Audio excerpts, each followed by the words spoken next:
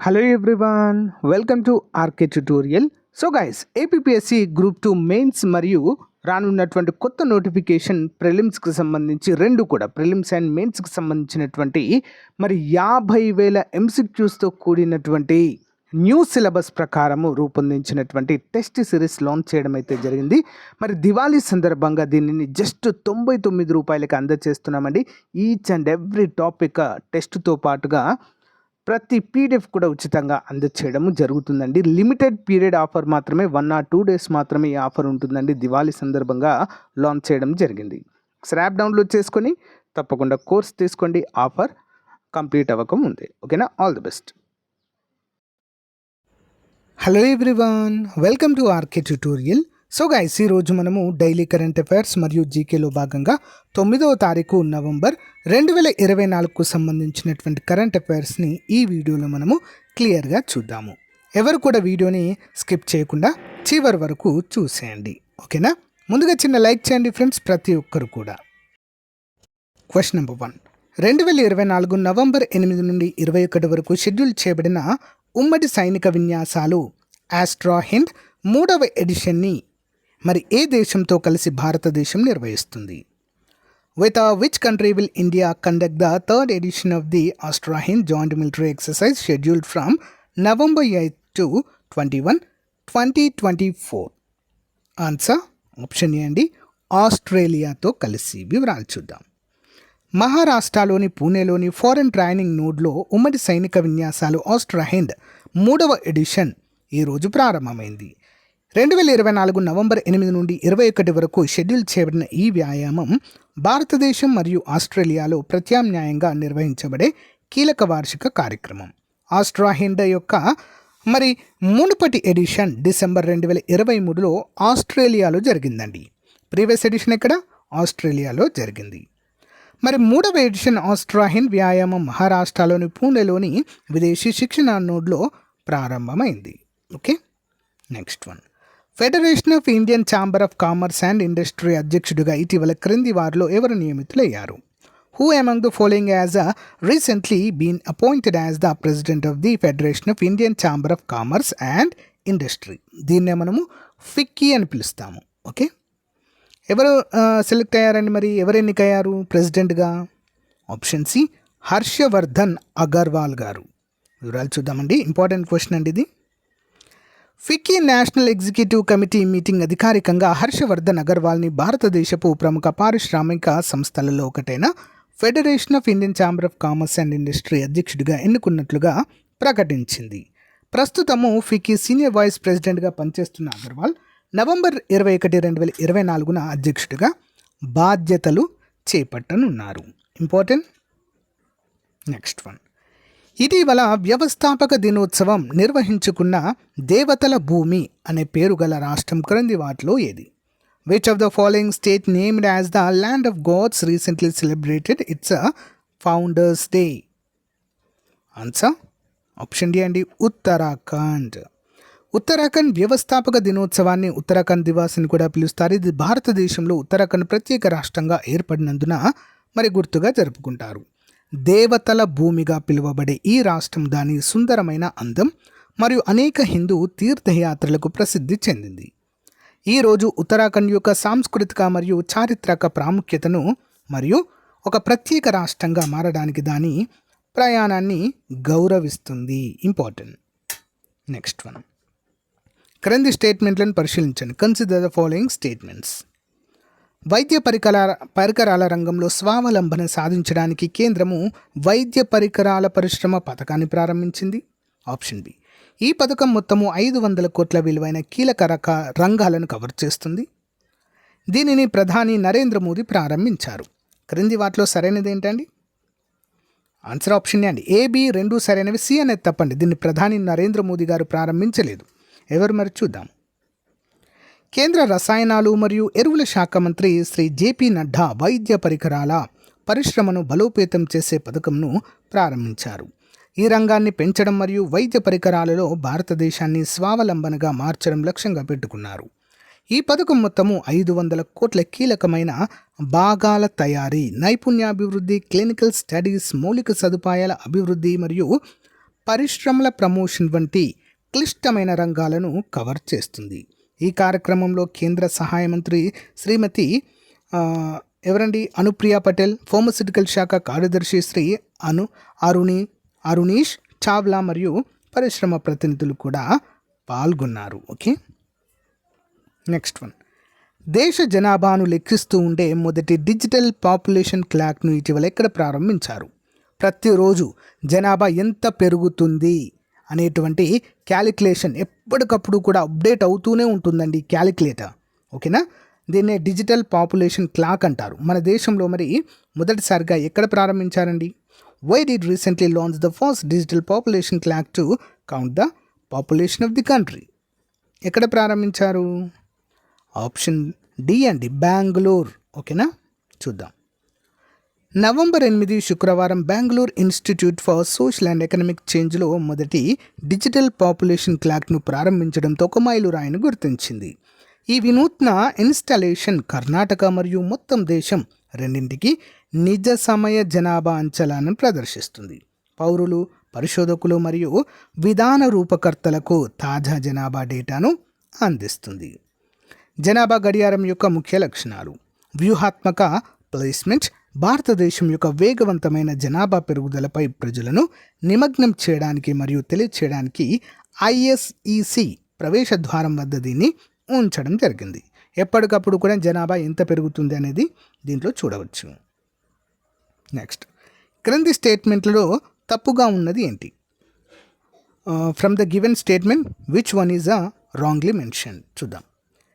Indian military heritage festival యొక్క 2వ edition November 8, 9, 2024 తేదీలలో న్యూఢిల్లీలో జరుగుతుంది. భారతదేశ జాతీయ భద్రత మరియు సైనిక వారసత్వంపై చర్చలను ప్రోత్సహించడం లక్ష్యంగా పెట్టుకుంది. Option C. Chief of defence staff general Anil Chauhan త్రివిధ దళాధిపతులతో కలిసి ప్రారంభిస్తారు. ముఖ్య అతిథిగా రాజ్నాథ్ సింగ్ పాల్గొంటారు. సరైన సమాధానం ఏంటండి? ఇందులో తప్పుగా ఉన్నటువంటిది ఏంటి? ఆన్సర్ ఆప్షన్ ఏ అండి. ABC 3 సరైనవి, డి అనేది తప్పండి. దీనికి ముఖ్య అతిథిగా రాజ్నాథ్ సింగ్ గారు రాబోతున్నారనేది తప్పు. ముఖ్య అతిథి ఎవరు లేరు, chief of defence staff general Anil Chauhan గారే ప్రారంభిస్తారు. ఓకే, త్రివిధ దళాధిపతులతో కలిసి. ఓకే, ఇంపార్టెంట్ వివరాలు చూద్దాం, క్లియర్గా అర్థమవుతుంది. ఇండియన్ మిలిటరీ హెరిటేజ్ ఫెస్టివల్ యొక్క 2వ ఎడిషన్ నవంబర్ 8, 9, 2024 తేదీలలో న్యూఢిల్లీలో జరుగుతుంది. ఈ పండుగ భారతదేశ జాతీయ భద్రత మరియు సైనిక వారసత్వంపై చర్చలను ప్రోత్సహించడం లక్ష్యంగా పెట్టుకుంది. ప్రపంచ మరియు భారతీయ నిపుణులు, కార్పొరేషన్లు మరియు పండితులకు అర్థవంతమైన సంభాషణలో పాల్గొనడానికి ఇదొక వేదికగా పనిచేస్తుంది. ఓకేనా, ఇంపార్టెంట్. ప్రారంభోత్సవ వివరాలు. ఈ ఉత్సవాన్ని chief of defence staff general Anil Chauhan త్రివిధ దళాధిపతులతో కలిసి ప్రారంభిస్తారు. ఈ కార్యక్రమం భారతదేశ సైనిక వారసత్వంపై దృష్టి సారించే 2 రోజుల వేడుకల ప్రారంభాన్ని సూచిస్తుంది. ఇంపార్టెంట్. Next one. పురావస్తు శాస్త్రవేత్తలు 4000 సంవత్సరాల నాటి కోటతో కూడిన పట్టణాన్ని ఇటీవల ఏ దేశంలో కనుగొన్నారు? In which country did archaeologist recently discovered a 4000 years old fortified town? అంటే కోటతో నిర్మించినటువంటి పట్టణం. సేమ్ మన హరప్పా నాగరికతలో కోట ద్వారాలతో ఉండేది కదా అండి పట్టణాలు, సేమ్ అలాంటిదే 4000 సంవత్సరాల క్రిందటిది ఇటీవల కనుగొన్నారండి. ఎక్కడ మరి? ఆప్షన్ సి, సౌదీ అరేబియాలో. ఓకే, చూద్దాం. వాయువ్య సౌదీ అరేబియాలో పురావస్తు శాస్త్రవేత్తలు 4000 సంవత్సరాల నాటి కోటతో కూడిన పట్టణాన్ని కనుగొన్నారు. సో ఆల్ నాటా అని పిలువబడే ఈ సైట్ ప్రారంభ పట్టణీకరణ గురించి ముఖ్యమైన సమాచారాన్ని వెల్లడిస్తుంది. ఈ ఆవిష్కరణకు ఫ్రెంచ్ పురావస్తు శాస్త్రవేత్త గుయిలామ్ చార్లాక్స్ నాయకత్వం వహించారు. మరి కనుగొన్న విషయాలు ఈ సంవత్సరం ప్రారంభంలో PLOS 1లో ప్రచురించబడ్డాయి. సో ఆల్ నతా ఖైబర్ యొక్క గోడల ఒయాసిస్లో ఉంది. ఈ పచ్చటి ప్రాంతము పొడి ఎడారితో చుట్టుముట్టబడి ఉంటుంది. ఈ పట్టణం దశాబ్దాలుగా దాగి ఉంది. ఇప్పుడు దాని చారిత్రక ప్రాముఖ్యతను వెల్లడిస్తుంది. ఈ ప్రదేశంలో 14.5 కిలోమీటర్ల గోడ ఉంది. ఈ పురాతన అవరోధము ఒక నివాస ప్రాంతాన్ని చుట్టుముట్టింది. ఇది వ్యవస్థీకృత ఆక్యుపెన్సీని సూచిస్తుంది. పట్టణం రక్షణ కోసము పటిష్టంగా ఉందని గోడ సూచిస్తుండడము చూడవచ్చు. ఓకే, నెక్స్ట్ వన్, ఇటీవల వార్తల్లో ఉన్న నెఫ్ట్ దస్లారి అనేది ఒక recently news Neft Daslari is dash ఏంటండి? ఆప్షన్ బి, ప్రపంచంలోనే పురాతనమైన చమురు క్షేత్రం అండి. ఇది ఇంపార్టెంట్ క్వశ్చన్, చూద్దాం ఎందుకు వార్తల్లో ఉంది అనేది. నెఫ్ట్ దస్లారి ఆయిల్ రాక్స్ అని కూడా పిలుస్తారు. ఇది ప్రపంచంలోనే అత్యంత పురాతన ఆఫ్ షోర్ ఆయిల్ ప్లాట్ఫామ్, అంటే చమురు క్షేత్రం అండి. ఎక్కడుంది ఇది? అజర్బైజాన్. ఓకే, అజర్బైజాన్లోని బాకు, అంటే అజర్బైజాన్ రాజధాని బాకు అండి. బాకు నుంచి 100 కిలోమీటర్ల దూరంలో ఉన్న ఇది దశాబ్దాలుగా కుట్రలకు కేంద్ర నిలువుగా లేదా కేంద్ర బిందువుగా ఉంది. COP29 వాతావరణ సమావేశం సమీపిస్తున్న కొద్దీ దాని పర్యావరణ ప్రభావం మరియు భవిష్యత్తు గురించి చర్చలు చాలా సందర్భోచితంగా మారుతున్నాయి. చారిత్రక నేపథ్యము: సోవియట్ రంగంలో 1940ల చివరిలో నిర్మించబడిన నెఫ్ట్ దస్లారి సాధారణ డ్రిల్లింగ్ రిగ్గా ప్రారంభమైంది. కాలక్రమేణా ఇది చమురు బావులు మరియు ఉత్పత్తి ప్రదేశాల యొక్క విస్తృత నెట్వర్క్గా పరిణామం చెందింది. ప్లాట్ఫామ్లో వివిధ నిర్మాణాలను కలుపుతూ 100 మైళ్ళ వంతెనలు ఉన్నాయి. దాని ఎత్తులో ఇది 5,000 కంటే ఎక్కువ మంది కార్మికులను కలిగి ఉండడాన్ని మనము చూడవచ్చు. Okay, next one, red panda జంతువుల పరిరక్షణకు ఇటీవల మొట్టమొదటి జన్యు బయో బ్యాంక్ స్థాపించిన zoological park. A zoological park that has established the countries first genetic bio bank for the conservation of red pandas. ఈ రెడ్ పాండాస్ అనేవి అంతరించిపోయేటువంటి జంతువుల జాబితాలో ఉన్నటువంటివండి. ఓకేనా, వీటిని సంరక్షించడానికి దీన్ని జన్యు బయో బ్యాంక్ అయితే ప్రారంభించినట్లుగా తెలుస్తుంది. ఎక్కడ ప్రారంభించారు మరి? ఈ యొక్క జూలాజికల్ పార్క్ ఎక్కడ ఉంది? Option D, Padmaja Naidu zoological park, Paschim Bengal. చూద్దాం. డార్జిలింగ్లోని పద్మజా నాయుడు జూలాజికల్ పార్క్ హిమాలయ జాతులు ముఖ్యంగా రెడ్ పాండా సంరక్షణ ప్రయత్నాలకు నాయకత్వం వహిస్తుంది. జూన్ 2024లో ఇది అంతరించిపోతున్న జంతువుల నుంచి డిఎన్ఏను సంరక్షించడానికి భారతదేశం మొట్టమొదటి జన్యు బయో బ్యాంకును స్థాపించింది. ఈ చొరవ జన్యు వైవిధ్యం ద్వారా అంతరించిపోవడాన్ని ఎదుర్కోవడమే లక్ష్యంగా పెట్టుకుంది. పరిరక్షణ పెంపక కార్యక్రమం. జూ ఎర్ర పాండాల కోసం ప్రత్యేకమైన పరిరక్షణ పెంపకం మరియు రీవైల్డింగ్ కార్యక్రమాన్ని ప్రారంభించింది. జూలీ ఒక ఎర్ర పాండా మరో 2తో కలిసి అటవీలోకి తిరిగి ప్రవేశపెట్టడానికి శిక్షణ పొందుతుంది. కేర్ టేకర్ ఛత్రి వారి మానవ వ్యతిరేక ప్రవృత్తులను అభివృద్ధి చేయడంపై దృష్టి పెడుతుంది. జనాభా తగ్గిపోతున్న ఎర్ర పాండాల మనుగడకు ఈ కార్యక్రమం చాలా కీలకంగా మారనుంది. చాలా ఇంపార్టెంట్ క్వశ్చన్ అండి. యాజ్ ఏ సైన్స్ అండ్ టెక్నాలజీలో భాగంగా మనకు ఈ క్వశ్చన్ అడగవచ్చండి. ఓకేనా, ఇంపార్టెంట్. నెక్స్ట్ వన్, ఇటీవల దేశంలో తొలిసారిగా పర్యాటక సీ ప్లేన్ వినియోగం ప్రారంభించిన రాష్ట్రం. ఇంకా తప్పుబడింది, సీ ప్లేన్ అండి. Name of the state which recently started using పర్యాటక seaplane for the first time in the country.